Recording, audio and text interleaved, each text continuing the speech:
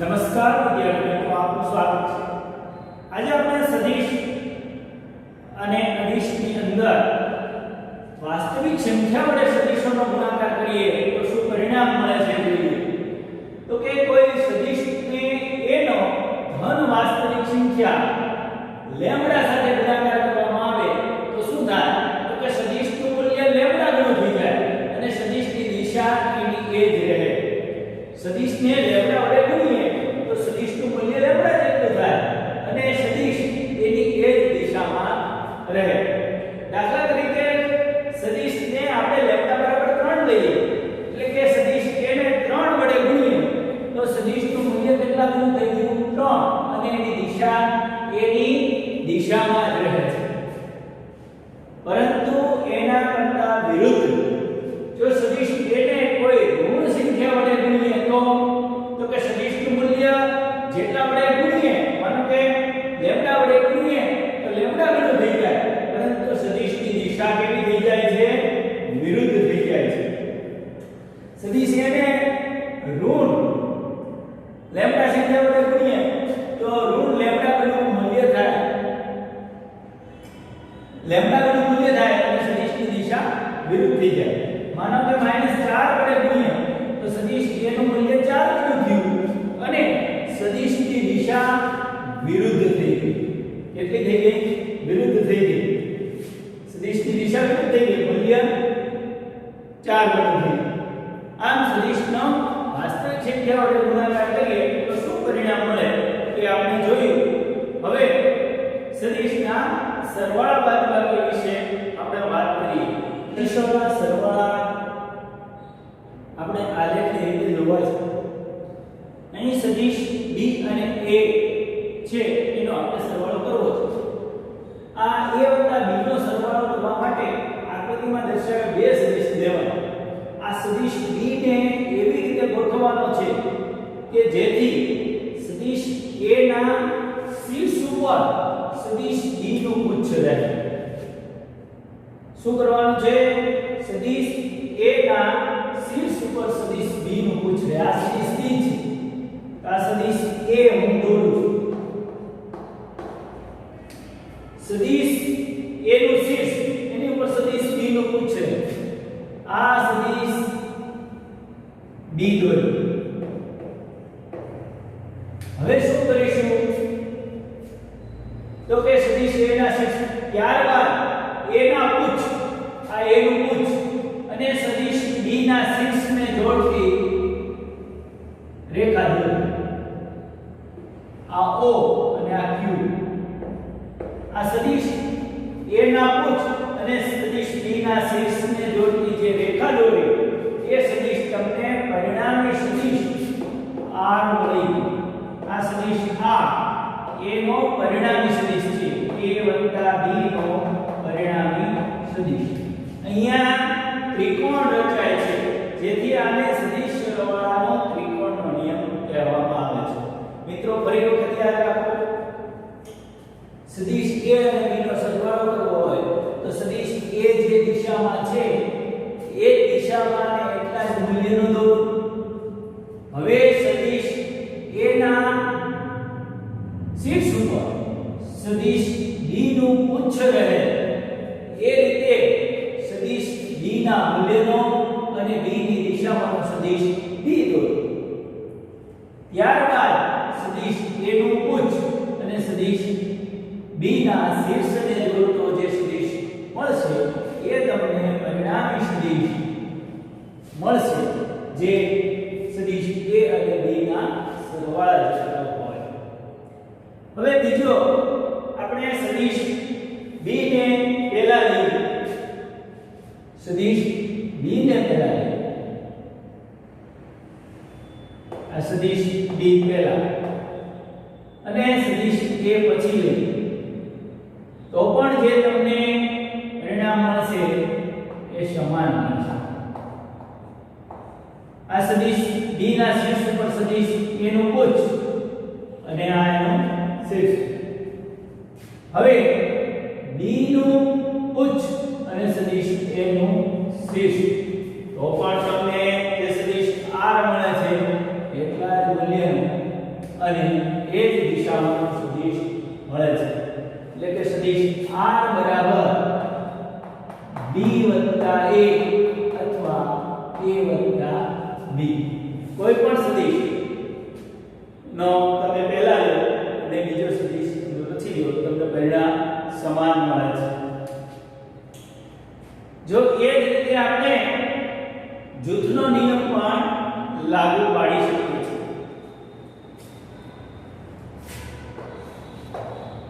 સદિશ a સદિશ b આ સદિશ a અને b ને જોડતો સદિશ a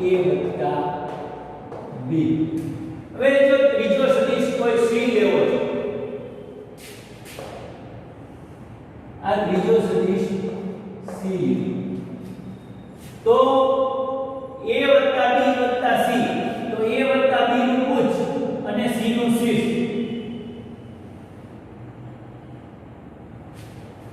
a + b + c નું શીર્ષ એટલે તમને અહીંયા મળી જાય સદિશ આ જે સદિશ મળ્યો a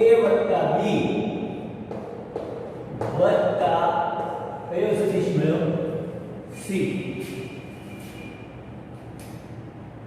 હવે જોઈએ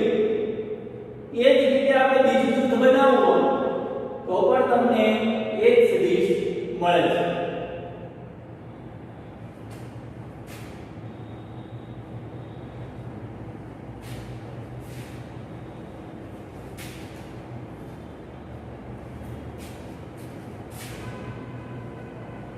હવે b + c નો પહેલો સરવાળો કરીએ તો b નું ઉચ્ચ અને c નું શીર્ષ તો આ જે સદિશ મળ્યો એ સદિશ કયો છે b + c હવે a + b + c તો a એનું ઉચ્ચ અને b અને c નું શીર્ષ તો પણ તમને એ જ સદિશ મળશે અને એ સદિશ કયો થશે a + b + c એટલે આપણે જૂથમાં પહેલા તમે કોઈ પણ બે લ્યો a અને b લ્યો તો પણ પરિણામ એ જ મળે પછી તમે b અને c લ્યો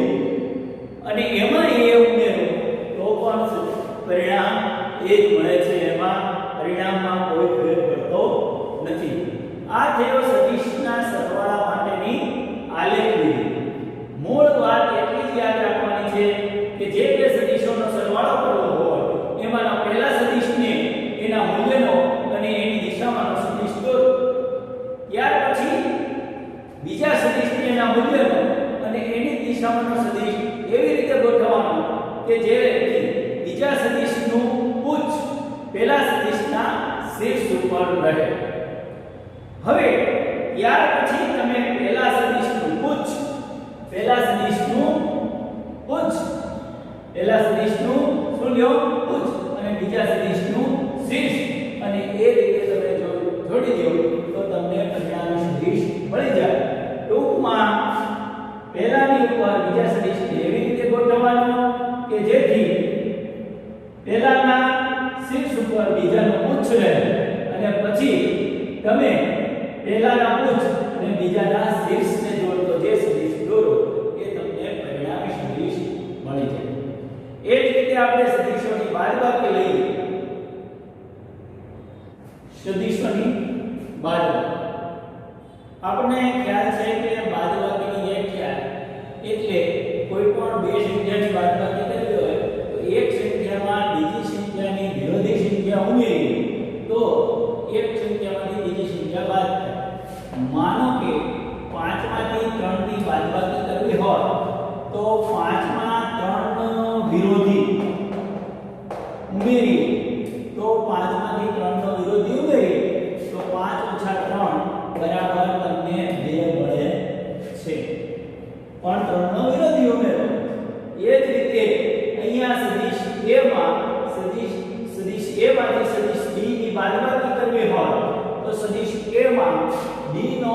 વિરોધી સદિશ આ સદિશ b છે હવે આપણે સદિશ b નો વિરોધી સદિશ દોરવો હોય તો b ની વિરુદ્ધ દિશામાં b ના મૂલ્યની જેટલો જ સદિશ દોરીએ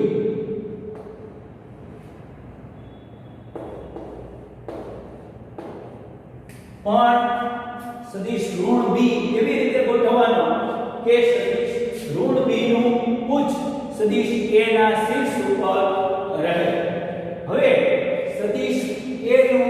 ઉચ્ચ અને સદિશ ઋણ b નું શીર્ષ એને જોડતું સદિશ તમને સદિશ a સદિશ d આપશે ટૂંકમાં સદિશ a માંથી સદિશ b ને બાદ કરવો હોય તો સદિશ a માં સદિશ b નો વિરોધી સદિશ ઉમેરવો પડે સદિશ a માં સદિશ b નો વિરોધી સદિશ ઉમેરવો પડે આ થઈ સદિશની આલેખની રીતે સદિશોના સરવાળા અને બાદબાકી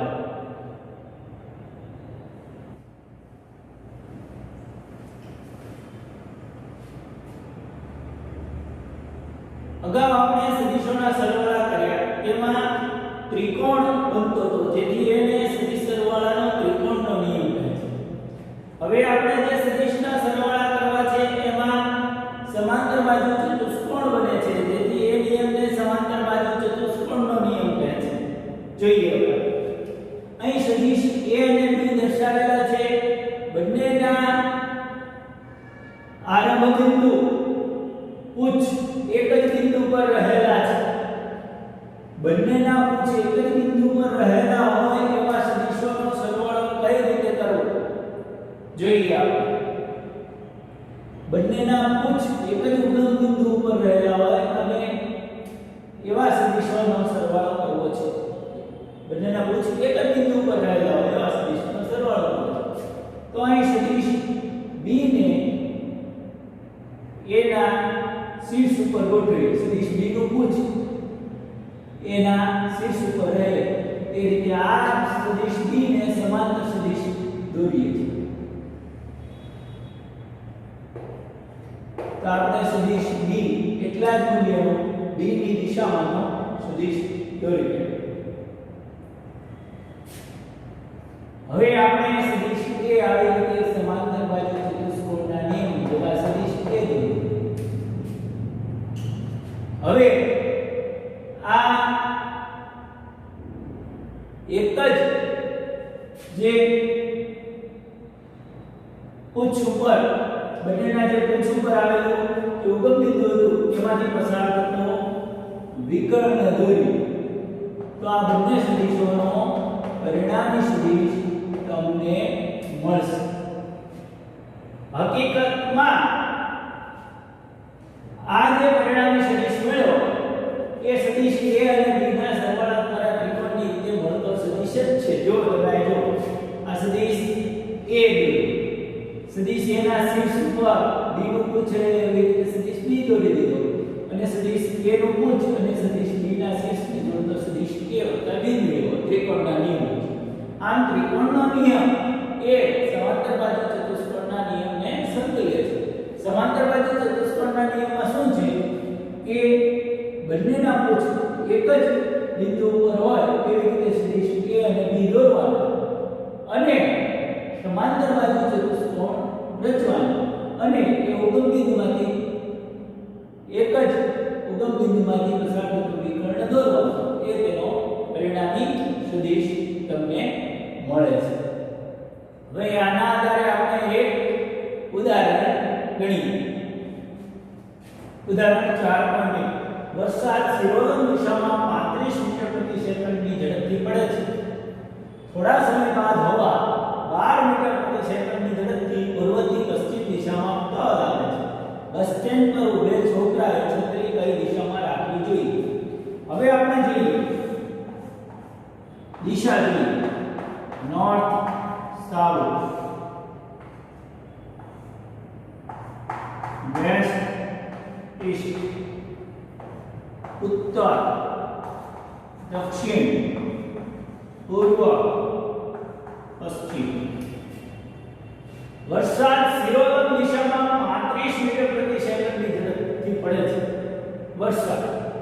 એટલે કે રેન એક વરસાદનો વેગ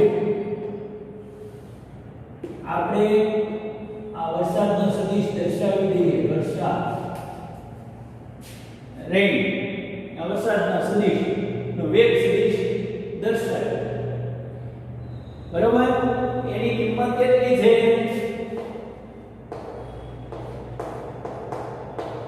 35 મીટર પ્રતિ સેકન્ડ અધો દિશામાં પડે છે આટલો ઉપરથી નીચે હવે હવા એટલે કે વિન્ડ વિન્ડ માટે આપણે VW વિન્ડ VW 12 મીટર પ્રતિ સેકન્ડ ક્યાં છે પૂર્વથી પશ્ચિમ આ દિશા પૂર્વ થઈ આ પશ્ચિમ તો અહીંથી આ બાજુ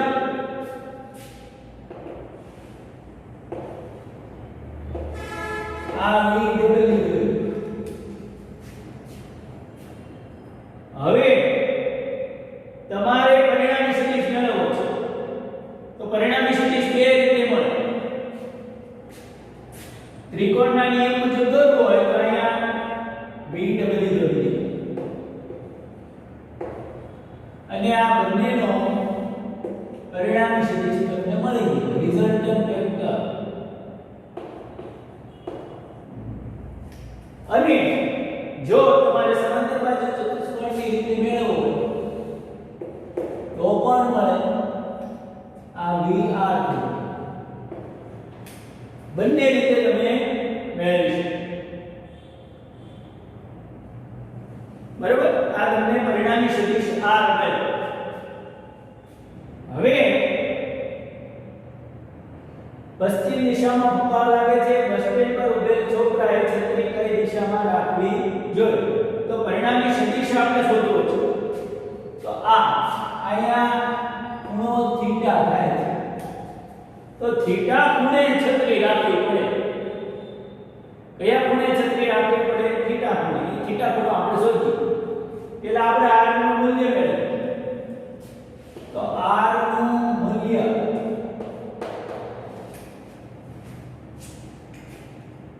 તો r શું થઈ ગયું વિકર્ણ થઈ ગયો આ જે ત્રિકોણ બન્યો એમાં r શું છે વિકર્ણ થઈ ગયો તો વિકર્ણ r વિકર્ણ થયું આ જે સમાંતર બાજુ ચતુષ્કોણ બને છે એની અંદર r વિકર્ણ છે પરંતુ આ જે ત્રિકોણ બન્યો આ કાટકોણ ત્રિકોણ એમાં r શું બને છે કર્ણ બને છે આખા સમાંતર બાજુ ચતુષ્કોણમાં r વિકર્ણ છે અને અહીંથી આ જે ત્રિકોણ બને છે એની અંદર આ કર્ણ છે તો પાયથાગોરસના સિદ્ધાંત મુજબ કાટકોણ ત્રિકોણમાં પાસેની બાજુઓના વર્ગનો સરવાળો એટલે કે VW નો વર્ગ વત્તા VR નો વર્ગ કોનો વર્ગ બરાબર થાય કાટકોણ સમાનની બાજુના માપના વર્ગનો સરવાળો કર્ણના માપના વર્ગ બરાબર થાય માટે r નું મૂલ્ય VW અને VR ના મૂલ્યના વર્ગ બરાબર થાય VW કેટલા છે 35 નો વર્ગ વત્તા 12 નો વર્ગ એટલે 35 નો વર્ગ કરો વત્તા 12 નો વર્ગ કરો અને પછી તમે વર્ગમૂળ કાઢો એટલે તમને 37 આવશે એ 37 મીટર પ્રતિ સેકન્ડ 37 મીટર પ્રતિ સેકન્ડ તમને મળે છે છત્રી કઈ દિશાએ રાખવી પડે તો ખૂણો શોધવો પડે આ ખૂણો કઈ રીતે મળે તો કે એનો tan થીટા લેવો પડે શું લેવું પડે tan થીટા એટલે સામેની બાજુ છેદમાં પાછળની બાજુ સામેની બાજુ એટલે VW છેદમાં VR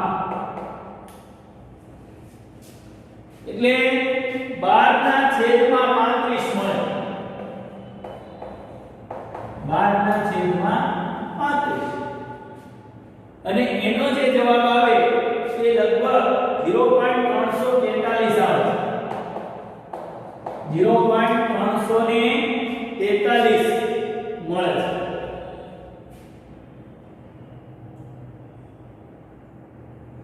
એટલે એના ઉપરથી તમારે tan થીટા કેટલો મળે એ તમને મળે. એની માટે લોગેરિધમ વાપરવું પડે. એ 0.343 તો થીટા બરાબર આને tan ઇન્વર્સ પ્રતિ વિધેય લેવા 0.343 નો તમારે નેચરલ ટેન્જન્ટ માં ખૂણો ગોતવો પડે. એ આપણે શોધીએ. હવે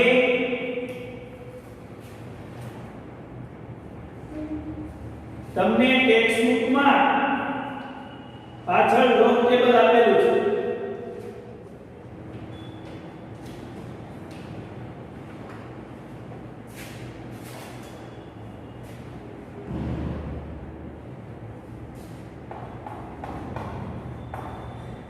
એ ખૂણો 19 ડિગ્રી જેટલો તમને મળે છે. એ 19 ડિગ્રીનો ખૂણો કઈ રીતે મેળવવો એ નેચરલ ટેન્જન્ટમાં જોવું પડે અને લોગેરિધમની રીતે હું તમને પછીથી શીખવીશ. કારણ કે આપણે આગળ સદિશોના સરવાળા માટેના cos ઘટકો અને sin ઘટકો લેવા પડે અને એમાં પણ ખૂણા શોધવા પડશે. એટલે ખૂણા ઉપરથી કઈ રીતે નેચરલ ટેન્જન્ટના મૂલ્યો મેળવવા